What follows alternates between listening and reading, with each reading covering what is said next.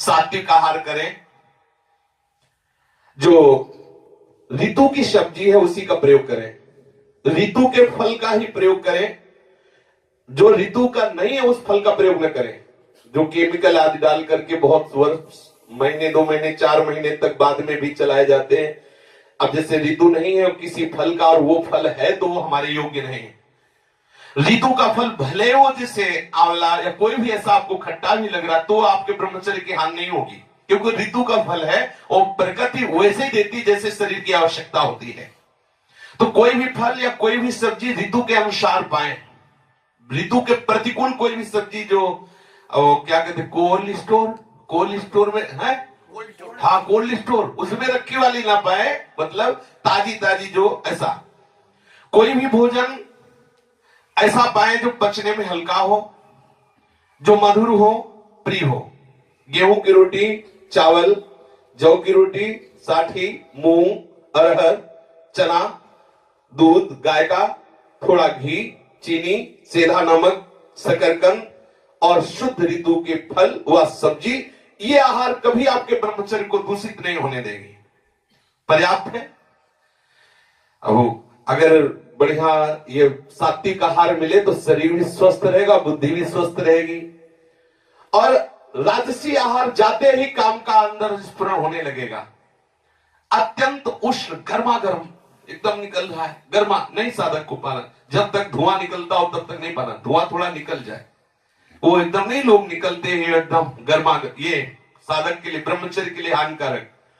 कड़ुआ, एकदम कड़ुआ बिल्कुल नहीं पाना, एकदम तीखा नहीं पाना, बहुत नमक पड़ा हुआ नहीं पाना, अत्यंत मीठा अधिक मीठा नहीं पाना, रूखा एकदम नहीं पाना, चटपटा नहीं, खट्टा आम की खटाई ये खटाई नहीं, और अधिक तेल युक्त, दोष युक्त, गरिष्ठ पूड़ी कचौड़ी मालपुआ समोसा ये नहीं। जो कचौड़ी पूड़ी मालपुआ, ये लाल मिर्च बिल्कुल नहीं, हींग नहीं, विशेष तेल का प्रयोग नहीं, प्याज लहसुन का तो किसी भी तरह से प्रश्न नहीं, गाजर नहीं, उर्द नहीं, सरसों का अधिक सेवन नहीं, कोई भी मसाला नहीं, मांस मछली कछुआ अंडा शराब चाय कॉफी कोकीन चरस चंडू ये सब नहीं। ये आहार पाते ही आपको चंचल बना देगा, कामी बना देगा, क्रोधी बना देगा, लालची बना देगा, पापी बना देगा। आप पाके देख लीजिए पक्का। जो ये अत्यंत उष्ण कड़ुआ तीखा नमकीन अत्यंत मीठा रूखा चटपटा खट्टा तेल युक्त दोष युक्त गरिष्ठ पूड़ी कचौड़ी मालपुआ खट्टा लाल मिर्च तेल हींग प्याज लहसुन गाजर उड़द सरसों मसाला मांस मछली कछुआ अंडा शराब काफी डाफी और कोकीन और चरस और चंडू और सभी सब, ये सब पाने वाले कभी ब्रह्मचर्य नहीं रह सकते। इनसे निश्चित पाप के आचरण बनेंगे, रोग शोक दैन्य बढ़ेगा, आयु तेज सामर्थ्य सौभाग्य नष्ट होगा। राजसी पुरुष कभी ब्रह्मचारी नहीं हो सकता। और तामसी राजसिक आहार भी मिलता है। तामसिक आहार में जब अधिक मात्रा में गर्मा गर्म पाया जाता है तो तामसिक ही हो जाता है। इसके अलावा जो बासी भोजन है, जो रसहीन भोजन है, जो दुर्गंध युक्त भोजन है, जो जूठा भोजन है, सड़ा हुआ भोजन है, जिस तेल में कई बार पकवान बनाए गए हो उस तेल में बना हुआ, ये सब तमोगुणी भोजन है। भले एक बार निकल गया 2 बार निकल उसी में निकाल। अब दुकानों में तो यही होता है, उसमें थोड़ी कि एक बार निकाल के वो घी हटा दिया या तेल हटा दिया, वो तो जब तक उसमें जान रहेगी, मक्खी भी गिरी तो पड़ी रही 24 घंटा, दूसरे दिन छन्नी से निकाल लिया, उसका भी रस उसी में गया और बन के गरम गरम जलेबी आई, बोले जय राधा वल्लभ लाल के चक पार, बहुत संभल के भाई। एक घी या तेल के पदार्थ जो जिससे कई बार निकाला जा चुका है वो पकवान तमोगुणी हो जाता है, घृणित हो जाता है, निंदनीय हो जाता है, उसे नहीं पाना चाहिए। तामसिक आहार बिल्कुल ब्रह्मचर्य के लिए घातक है और राजसिक आहार भी। तामसिक आहार पाने वाला वो राक्षस बन जाता है, उसके अंदर पूरी राक्षसी वृत्ति होती है। ऐसा पुरुष सदैव रोगी दुखी बुद्धिहीन क्रोधी लालची आलसी दरिद्र अधर्मी पापी और अल्पायु होता है। जो हस्त क्रिया के द्वारा वीरपात करता रहता है वो अकाल मृत्यु को निश्चित प्राप्त हो जाएगा, मरेगा। क्योंकि महत अपराध बंद, वो मत समझो कि अपराध नहीं बन रहा, वो अकाल मृत्यु को प्राप्त होगा, उसके अंदर ऐसे भयंकर रोग पैदा हो जाएंगे, परेशान हो जाए। डरो डरो, वैसे ही मरना है, काय को ऐसे मर रहे हो। राधा राधा रटो, नियम से चलो, एक बार निश्चय कर लो मुझे हर जलन सहना है, प्रभु की प्राप्ति के लिए मैं हर कष्ट सहूंगा, ऐसा भाव कर लो। और फिर सात्विक भोजन भी जब पा रहे हो तो विचार बिल्कुल ठीक होने चाहिए। भोजन पाते समय कोई ऐसा दृश्य जिससे आपके विचार गंदे हो, कोई ऐसा पढ़ना जिससे विचार गंदे हो, कोई ऐसी वार्ता करना, या कोई अंदर ही अंदर विचार गंदे करते हुए सात्विक आहार भी पाओगे तो आपकी बुद्धि पतित हो जाएगी। महापुरुषों ने ये अनुभव करके बताया है। भोजन पाते समय जो विचार होता है उससे रस बनता है, रस, उसी रस में आपके भाव जाते हैं, वही भाव आपकी नस नाड़ियों में जाकर के वैसे ही पूरे शरीर को प्रभावित कर देते हैं जैसे भोजन पाते समय हम विचार करते हैं। इसलिए बहुत सावधान, भोजन पाते समय यदि आपके पास चिंतन की भाववृत्ति नहीं तो आप बाहर से सत्संग लगा दीजिए, कीर्तन लगा दीजिए और उसको सुनते हुए प्रसाद पाए, बहुत बढ़िया। ये तो देखो कलयुग भगवान की कितनी कृपा है, भोजन पा रहे हैं, कोई महात्मा बोल रहा है, सत्संग आप बैठे सुन रहे हैं, बहुत बढ़िया है। यंत्र का आजकल तो बहुत बड़ी कृपा है। अगर कुछ नहीं तो नाम कीर्तन लगा दीजिए, प्रसाद पा रहे, नाम कीर्तन चल रहा है, चतुरासी जी के पद चल रहे, ठाकुर जी की कोई वार्ता चल रही और हम प्रसाद पा रहे, तो हमारा सारा चिंतन सुनने में गया और प्रसाद पा रहे, वो हमारे अंदर भागवतिकता प्रकट करेगा। जो साधक ब्रह्मचर्य रहना चाहता हो, सबसे पहली बात है, वर्णन किया गया था कि एक बार भोजन, किसी ने प्रश्न किया कमेंट में कि एक बार भोजन तो शाम के दूध और कुछ फलाहार चल जाए, वैसे हमारी राय एक बार भोजन की नहीं है, अपने अपने भाव होते हैं। हमारी राय है आप भले 2 बार पाइए लेकिन आपका प्रिया प्रीतम से चिंतन हट के भोजन में न जाए। प्रिया प्रीतम आप एक बार पाते हैं, 14 रोटी दबा के पा लिए तो ठीक नहीं है, आप उसे 7-7 कर लीजिए, 6-6 कर लीजिए, 3-3 कर लीजिए, जितना आपसे बन जाए। भोजन का चिंतन नहीं होना चाहिए, भजन में भोजन विक्षेप ना बने, ना तो भूखे रहने में ना छके रहने में, ये साधक को खुद देखना है। और शरीर की बात है, बोले 2 ही रोटी पानी है और वहां 2 रोटी छुन्न से हो गई, पता ही नहीं चला कहां गई। अब हर चिंतन बन रहा कि कब 6 बजे 2 और मिले। भैया हमें ऐसी साधना में कोई भी लगाव नहीं है, 2 की जगह चुपचाप 4 डाल लो, राधा राधा जपो 6 घंटे 8 घंटे, फिर आवे तो फिर 2 डाल लो, इसमें कोई हानि नहीं होने वाली। लेकिन उसका चिंतन बने वो हानि का, जैसा हमें कुछ संतों से भी सुना और कुछ अपने भी हृदय की बात कि बड़ी शीतलता मिलती है जब प्रभु का चिंतन होता है, और बड़ी जलन होती है जब विषय का चिंतन होता है। यदि रोटी का चिंतन हो तो ऐसा व्रत आग लगे, हमें नहीं चाहिए वो व्रत, हमें श्री जी का चिंतन चाहिए। तो थोड़ा ये देख करके कि आपका चिंतन भोजन का ना हो, इतना भोजन ना बहुत कम हो, युक्ताहार क्यों प्रभु ने लिखा है, इसीलिए लिखा है। 2 समय भोजन बहुत बढ़िया रहता है। पहला भोजन 10 से लेकर 1 बजे के बीच में हो जाना चाहिए, इसके पहले कोई भी चाय नाश्ता ये सब नहीं होना चाहिए, पक्का। 2 बार तो फिर 2 ही बार है, आपको जो भी पाना है वो सब लेके, हमने ऐसे संतों के दर्शन भी किए हैं कि जैसे कोई कुछ दे रहा है और उस आश्रम में है तो लेके रख लिया, लेकिन पाएंगे वो 1 बजे ही, बीच में नहीं कि जो मिला वो बन पाते, ऐसे थोड़ी थोड़ी देर में बंदर की तरह मुंह चलता रहे, साधकों का नियम नहीं है, उसे रख लीजिए। आप 2 ही बार पाए तो सिर्फ 2 ही बार पाए, 1 बार पाए तो सिर्फ 1 बार पाए, जो भी पाना है 1 बार पाए, जो भी पाना है 2 बार पाए, वो नियम आप रखें। दिन का भोजन 10 से 1 बजे के बीच में हो जाना चाहिए और रात्रि का भोजन 8 बजे के पहले ही हो जाना चाहिए, 8 बजे के बाद नहीं होना चाहिए। 8 बजे के बाद उसमें पचने में दिक्कत पड़ेगी, कब्ज बनेगा, ब्रह्मचर्य घातक बात होगी। यदि आप 1 बार भोजन करते हैं तो सर्वोत्कृष्ट बात है, पर 2 बार भोजन करें तो आप देख लीजिए 10 से 1 बजे के बीच दिन में और रात्रि में 8 बजे के पहले। और जब आप भोजन पालें तो 30 मिनट जरूर टहले, शरीर स्वस्थ रखना है, भजन करना है तो ये करना है, नहीं तो गड़बड़ हो जाएगा, आप कब्ज हो जाएगी, फिर परेशानी है। खा के एकदम सहन नहीं करना, 30 मिनट टहलना है। रात्रि में दूध पीना है तो या तो बहुत ही कम गर्म एकदम, और या एकदम ठंडा। अगर आपको लगता है थोड़ा गर्म हो तो बिल्कुल थोड़ा ही गर्म होना चाहिए। अधिक गर्म दूध पी के सहन करने से वो ब्रह्मचर्य का नाश अर्थात स्वप्न आदि दोष प्रकट करने वाला होता है। चीनी मिलाने की जरूरत नहीं, यदि आपको ऐसा लगता है कि हो तो बहुत कम चीनी मिलाकर ही प्रयोग करें, वैसे जरूरत नहीं है। गर्मा गर्म रात्रि में ना भोजन पाना है ना कोई पेय पदार्थ पीना है, गर्मा गर्म ना तो भोजन पाना है और ना कोई पेय पदार्थ पीना है। अगर आप गर्मा गर्म कोई पदार्थ पी के शयन करते हैं तत्काल, तो निश्चित आपके ब्रह्मचर्य की हानि हो जाएगी, सावधान रहे। ताजा, सात्विक और ना गर्म ना बासी ऐसा भोजन कीजिए।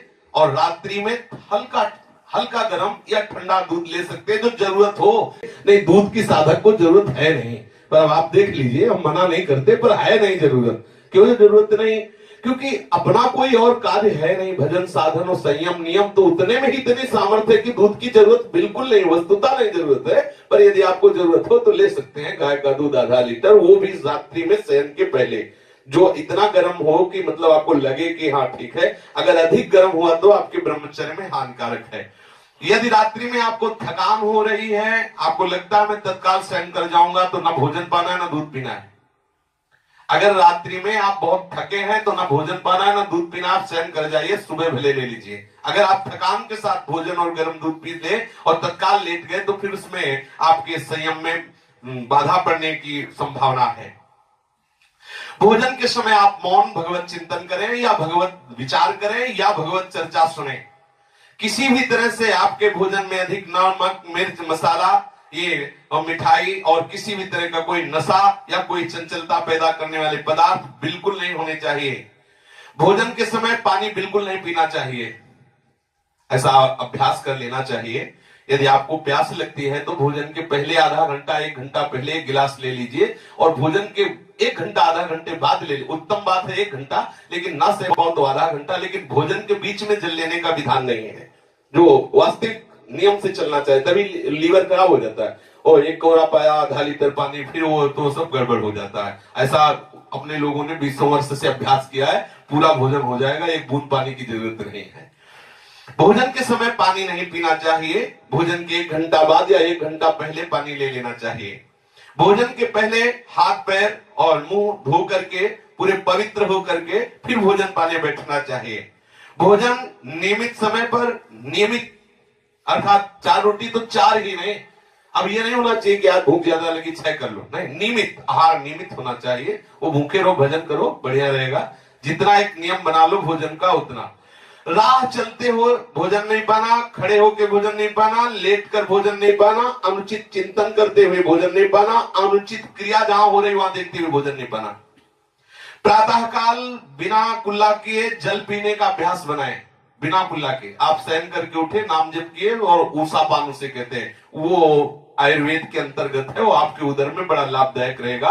वैसे तांबे के पात्र में जल रख ले रात्रि में और उसके बाद सुबह उठे और बिना कुल्ला किए और वो पानी पिए तो आपके उदर में बहुत लाभदायक होगा और अपने साधन में सहयोगी होगा।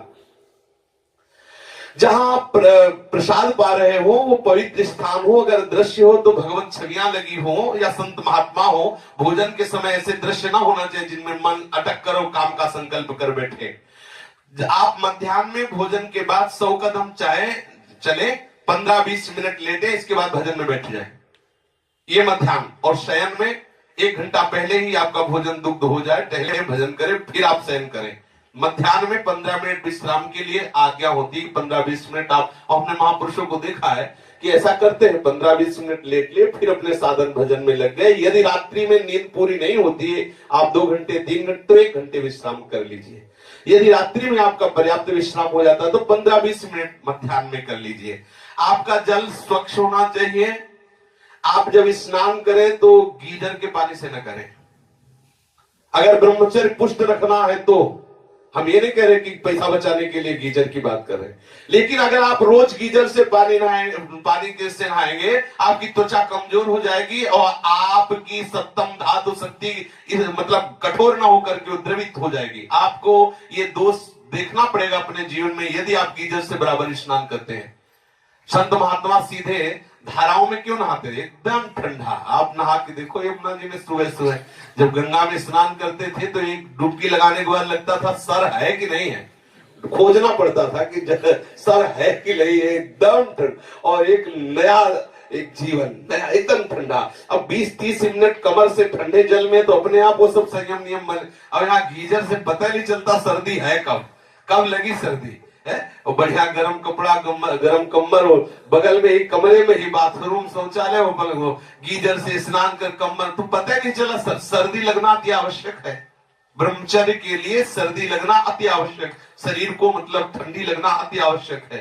शरीर जितना ठंड रहेगी त्वचा मजबूत होगी, ब्रह्मचर्य आपका ठीक होगा, और ब्रह्मचर्य ठीक होगा तो आपका सुहाएगा ही नहीं, महंगे महंगे कपड़े और गीजर अच्छा ही नहीं लगेगा, वो एक नशा हो जाता है, उसमें इतनी सामर्थ्य हो जाती है। पर जितना ऐसा नहीं कि कल से जुकाम बुखार हो जाए कि भाई ब्रह्मचर्य रहना है तो यमुना जी में सुबह 4 बजे, थोड़ा देख के अपने संयम में। दिन भर में 3 लीटर पानी से कम नहीं होना चाहिए, क्योंकि उसमें लघुशंका, पसीना, भाप और सब बहुत चीजें पानी से शरीर के कूड़ा करकट निकलते। कम से कम 3 लीटर पानी पीना चाहिए, उससे गर्मी क्षय होती है, बहुत से दोष नष्ट होते हैं। पेशाब, पसीना, भाप आदि के रूप में आपके शरीर से पानी निकलता रहता है। आप ऋतु के अनुसार पानी और बढ़ा सकते हैं, पर 3 लीटर से कम नहीं। और यदि आपको कब्ज की बीमारी, तो तत्काल आप उस पर सात्विक उपाय कीजिए, कब्ज शरीर में बना न रहे, क्योंकि कब्ज रहने से हमारे ब्रह्मचर्य में जरूर दोष उत्पन्न हो जाएगा। जब आप जल पिए तो वज्रासन में बैठकर धीरे धीरे जल पिए, स्वाद लेते, एकदम गटक के 1 मिनट में 1 लीटर पी गए ऐसा नहीं, आराम आराम से पीजिए, धीरे धीरे से भगवत चिंतन करते हुए। प्यास जितनी भी अधिक जब लगे तब पानी पियोगे तो आपकी जीवनी शक्ति को बढ़ाएगी। प्यास लगी नहीं है और आप पानी, तो ऐसा अब इतना ध्यान रखना है कि सुबह उषा काल में इतना जल पीना है कि एक बार वमन करने की इच्छा हो जाए। बहुत बढ़िया लाभ की बात बता रहे हैं। एक बार इतना पानी पिए सुबह कि ऐसा लगता है उल्टी हो जाए, भले ना हो, अगर हो जाए तो और बढ़िया बात है, थोड़ा और सहारा दे दीजिए, अंदर की गर्मी निकल जाएगी, साधक को साधना करने में बड़ा सहयोग मिलेगा। सुबह पानी जरूर खाली पेट पिए, फिर प्रसाद पान जितना मांगे उसके अनुसार। 3 लीटर तो बहुत सरल बात है। ब्रह्मचर्य के लिए पानी अति आवश्यक है, कब्ज निवारण के लिए पानी अति आवश्यक है। जो जल का सेवन नहीं करते हैं उनके पेट में जरूर कब्ज होती है, उनकी गर्मी बनी रहती है, और स्वप्न दोष रूपी शिकायत उनमें ज्यादा बढ़ने लगती है। आप सावधान होकर के ना तो ऐसा करें कि बिल्कुल भूखे रहें, ना तो ऐसा करें कि बिल्कुल छके रहें, यह भी ब्रह्मचर्य में घातक है। एकदम भोजन छोड़ दिया 2-4 दिन तो वो सिस्टम नहीं संभाल पाएगा। एकदम आपने अधिक बार, वो एक नियम धारा से चली, ये अनुभव की बात है। आज एकदम 20 रोटी पा ली, 4 दिन एकदम नहीं पाया, तो वो आपके ब्रह्मचर्य पर प्रहार करेगा। आपके जरूर किसी न किसी तरह से बहुत सावधानी, ये साधना है, उपासना है, बहुत सावधानी। आप खड़े खड़े कभी पानी न पिए, लेटे हुए पानी न पीजिए, क्योंकि खड़े पानी पीने से और लेटे लेटे पानी पीने से शरीर में रोग होने की संभावना है। प्रातःकाल उठते ही तांबे के लोटे में रखा हुआ रात भर का बासी जल पीने से बड़े बड़े रोग शांत हो जाते हैं, मन प्रसन्न होकर भजन में लगता है। आप भगवत मार्ग के पथिक हो या संसार मार्ग के पथिक हो, दोनों के लिए ब्रह्मचर्य अति आवश्यक है। शेष चर्चा आगे। श्री राधा वल्लभ लाल की।